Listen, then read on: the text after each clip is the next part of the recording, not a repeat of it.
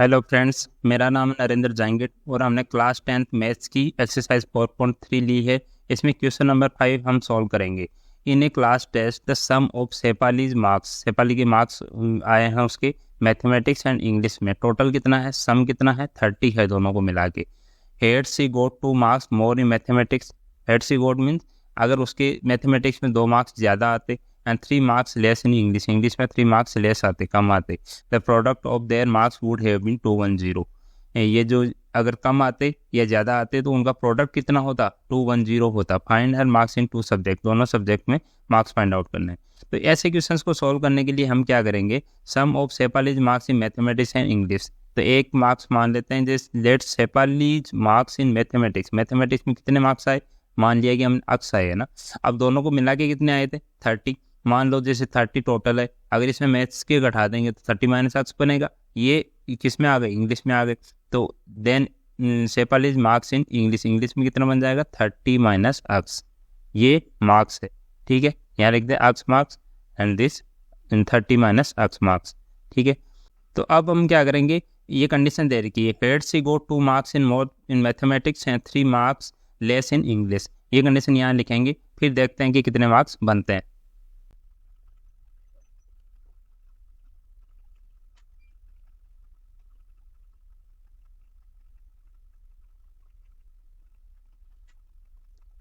तो हमने दोनों कंडीशन लिख दी। If C got 2 marks more in math then सेपालीज marks in maths. Maths में कितने मार्क्स आए थे, पहले अक्स थे, 2 मार्क्स मोर आए तो अक्स प्लस 2 मार्क्स मिलेंगे, है ना, ठीक है।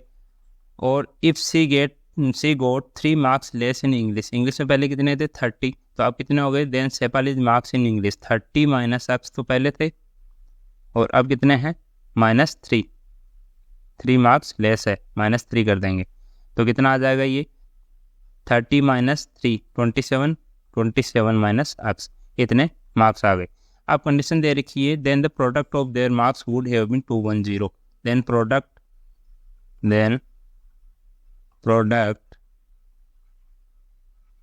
Of the marks is equal to कितना है, 210 है। तो प्रोडक्ट ऑफ द मार्क्स कितने थे, अक्स प्लस 2 है इसमें मैथमेटिक्स में, और इंग्लिश में कितने, 27 minus x is equal to 210। अब ये हमारी एक इक्वेशन बन गई। इसको हम आगे सोल्व करेंगे, फिर देखेंगे कि ये किस टाइप की इक्वेशन है, लीनियर इक्वेशन है, क्वाड्रेटिक है या क्यूबिक है, उस हिसाब से फिर इसको सोल्व करेंगे। तो वो इक्वेशन मैंने यहाँ लिख ली है, x plus 2 into 27 minus x is equal to 210। अब इसको सोल्व करेंगे तो अक्स को मल्टीप्लाई करेंगे 27 से, कितना आया, 27 अक्स आ गया। अक्स को मल्टीप्लाई करेंगे माइनस अक्स से तो माइनस अक्स स्क्वायर आ जाएगा। 2 को मल्टीप्लाई करेंगे प्लस 2 को 27 से, ये फिर प्लस 54 आ गया। और प्लस 2 को माइनस अक्स से मल्टीप्लाई करेंगे तो -2 अक्स आ गया, इज इक्वल टू 210 है। अब इसको स्टैंडर्ड फॉर्म में लिख लेते हैं, जैसे अक्स स्क्वायर मैक्सिमम पावर है इसमें, तो माइनस अक्स स्क्वायर पहले लिख लिया, 27 अक्स और -22 अक्स कितना हो गया, प्लस 25 अक्स, ठीक है, प्लस 54 है। अब ये जो -210 है, 210 है, इसको इधर लाएंगे तो माइनस का हो जाएगा, इज इक्वल टू 0। अब क्या करेंगे, माइनस अक्स स्क्वायर प्लस 25 अक्स और प्लस 54 माइनस 210 कितना हो गया, ये हो जाएगा -156 इज इक्वल टू 0। अब हमारी जो ये है एक्स स्क्वायर की टर्म, ये नेगेटिव में ना हो, इसके लिए हम पूरे को नेगेटिव से माइनस से मल्टीप्लाई कर देते हैं। माइनस से मल्टीप्लाई करेंगे तो सबके साइन चेंज हो जाएंगे, तो एक्स स्क्वायर माइनस ये प्लस हो गया, ये माइनस हो जाएगा 25 एक्स और ये प्लस हो जाएगा 156 इज इक्वल टू 0। अब ये इक्वेशन हमारी क्या बन गई, ये क्वाड्रेटिक इक्वेशन बन गई। This is a quadratic equation, quadratic equation बन गई। तो क्वाड्रेटिक इक्वेशन को हम फैक्टराइजेशन मेथड से सॉल्व करेंगे। तो फैक्टराइजेशन मेथड से सॉल्व करने के लिए क्या लिखेंगे, यहाँ लिख देते हैं using factorization method. Factorization method में क्या करते हैं, जो हमारी एक्स स्क्वायर की टर्म है, एक्स स्क्वायर का कांस्टेंट कितना है, 1 है, इनटू ये कांस्टेंट टर्म कितना है, प्लस 156 है, तो प्लस नहीं लिख रहा, 156 लिखता हूँ, तो प्लस का 156 आ गया, ये इनको मल्टीप्लाई करेंगे। अब -25 के ऐसे फैक्टर्स फाइंड आउट करने हैं जिनको मल्टीप्लाई करने पे प्लस 156 आए और ऐड करने पे -25 आए। तो यहाँ मल्टीप्लाई करने पे पॉजिटिव आ रहा है, मीन्स दोनों या तो पॉजिटिव है या दोनों नेगेटिव है जो फैक्टर हम फाइंड आउट कर रहे हैं। तो दोनों पॉजिटिव है या नेगेटिव वो यहाँ से पता लगेगा। यहाँ नेगेटिव है तो मतलब दोनों नेगेटिव है।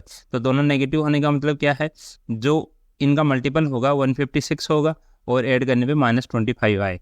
तो ऐसे फैक्टर्स फाइंड आउट करने के लिए क्या बताया था मैंने, ऐसे कर सकते हैं 156 के फैक्टर करते हैं, ठीक है। 2 से किया, ये आ गया 7 8, 2 से किया, ये आ गया 3 9, 3 से किया, ये आ गया 13 और ये 13 1 आ गया।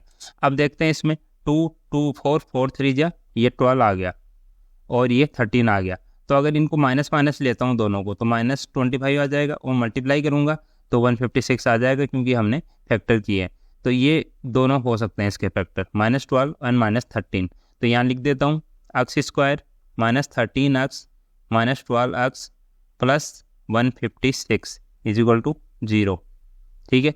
अब यहाँ x कॉमन लिया तो x -13 बचा और -12 कॉमन लिया इन दोनों में से तो x, और ये माइनस कॉमन ले लिए तो माइनस यहाँ बच जाएगा और 156 डिवाइडेड बाई 12 करेंगे तो 13 आ जाएगा इज इक्वल टू 0। अब इसको आगे सॉल्व करता है तो आगे लिखते हैं इसमें x -13 यहाँ भी है, x -13 यहाँ भी है, तो x -13 कॉमन आ गया और यहाँ बचा x और यहाँ -12, x -12 इज इक्वल टू 0।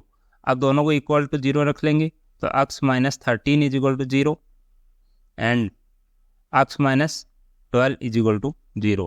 क्योंकि इसका मतलब क्या हुआ, या तो ये 0 के इक्वल है या ये 0 के इक्वल, या दोनों ही 0 के इक्वल है। तो दोनों को 0 के इक्वल रख लिया तो x इज इक्वल टू 13 आया and x is equal to 12 आया। तब दोनों ही आंसर हो सकते हैं। Find her marks in 2 subject, दोनों सब्जेक्ट में फाइंड आउट करने हैं। हमने किस में माना था, हमने माना था मैथ्स में x मार्क्स मानेंगे। तो मैथ्स में मार्क्स कितने हो गए, 46 मार्क्स इन मैथ्स। मैथ्स में कितने मार्क्स हो गए, x इज इक्वल टू 13। तो मैथमेटिक्स में हमने x 13 मान लिया तो इंग्लिश में कितने आ जाएंगे, इंग्लिश में कितने आ जाएंगे, x ये आ जाएगा 30 माइनस x कितना आएगा, 30 minus 13 is equal to 17 marks आ गए, ठीक है। और एक दूसरा आंसर भी है हमारे पास, x इज इक्वल टू 12 भी आया है, तो ये भी सही आंसर है क्योंकि इस इक्वेशन को सेटिस्फाई कर रहा है। तो ये हमारा एक सॉल्यूशन आ गया। दूसरा आ जाएगा 46 मार्क्स इन मैथ्स में अगर x इज इक्वल टू हम कितना माने, 12 माने, तो इंग्लिश में कितना आ जाएगा, इंग्लिश में मार्क्स कितने आ जाएंगे, 30 माइनस x है तो x इज 12 रख देता हूँ, यहाँ 18 आ गया। तो हमारे 2 आंसर आ गए इसमें, 13 और 17 भी हो सकता है आंसर और 12 एंड 18 भी हो सकता है। सो आंसर इज या तो हो जाएगा 13 एंड 17 और 12 एंड 18, दोनों आंसर वैलिड है। अगर दोनों दिखा देंगे आप तो बहुत ही बढ़िया रहेगा, फुल मार्क्स मिलेंगे आपको, ठीक है। तो ऐसे इस टाइप के क्वेश्चंस को सॉल्व करके दिखा देंगे, काफ़ी इजी रहते हैं। कैलकुलेशन मिस्टेक नहीं करनी है बस, और अपना प्रोसीजर वाइज चलते जाना है, ठीक है। Thank you.